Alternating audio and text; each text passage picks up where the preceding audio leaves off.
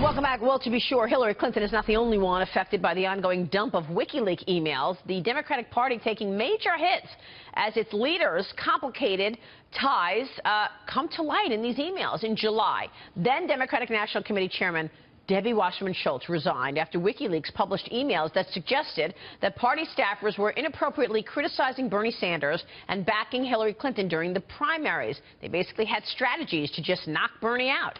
And then DNC interim chairwoman Donna Brazile is facing similar criticism for giving the Clinton campaign questions that were going to be asked at the Democratic National Debate in Flint, Michigan. Joining us right now is former VA Secretary and former GOP Chairman Jim Nicholson. Good to see you, Mr. Chairman. Thanks so much for joining us. Morning. So give us your take, first off, on these WikiLeaks dumps and what's been happening as a result. Normally you would see people say, you know what, this is not right. They're going into people's emails and you're revealing, private stuff. But at the same time, we're learning a lot.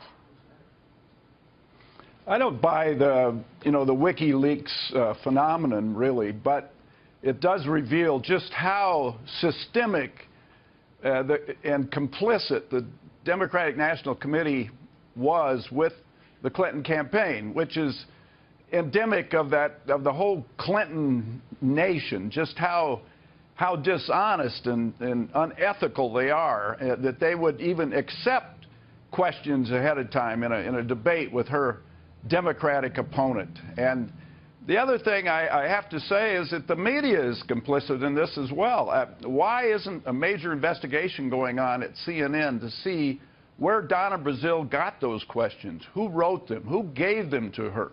Who delivered those to Hillary Clinton?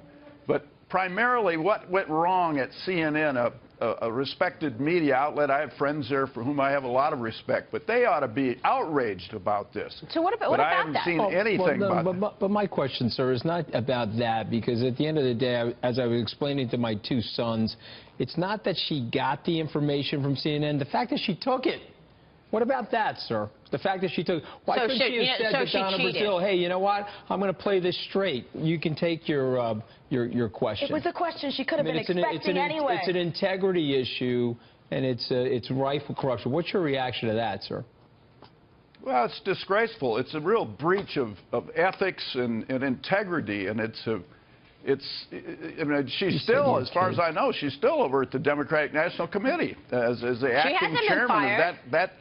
No, she hasn't been fired. She's still over there. So it just speaks to how dishonest and how disgracefully complicit the whole Democratic machine is. And it bespeaks the Clinton world from the time that they arrived in the national scene. We've just seen all of this slime that hangs on them and continues to follow them as they go upward for some reasons, climbing over people and using whatever means and showing total disdain for the law and transparency. It doesn't apply to them. It applies to everyone else. Well, but we not also saw it with the James O'Keefe videos, right? You had all those operatives and those consultants saying, yeah, we're hiring people to go and incite violence at Trump rallies.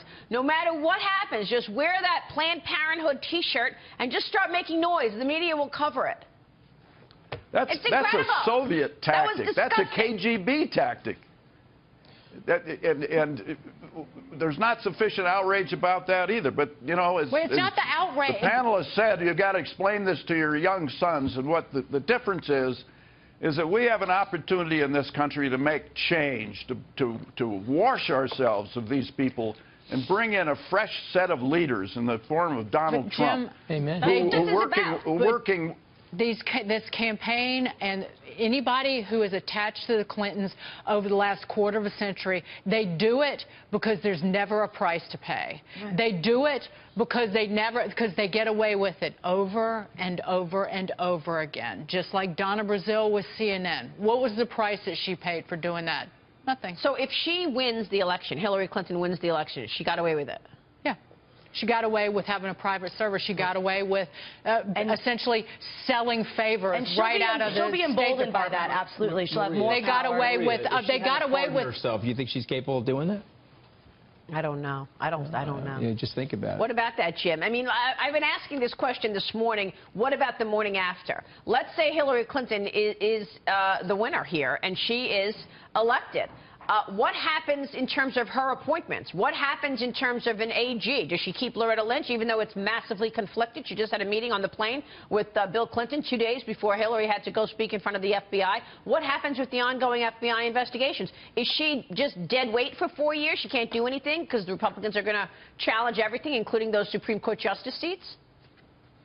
Good questions. I try to be a positive person and an agent for encouragement of our country, but the morale of the people in our country is very low. 2/3 of them think that our country is going in the wrong direction, but we still have a chance in 48 hours to change this and to elect Donald Trump and bring in a whole new set of values and some integrity. We've got, yes, a maverick, macho guy that some people have worried about his foreign policy chops particularly, but I think we're starting to see, and you see this in Paul Ryan's endorsement of Donald Trump. Which endorsement was that? Talking about was that an endorsement?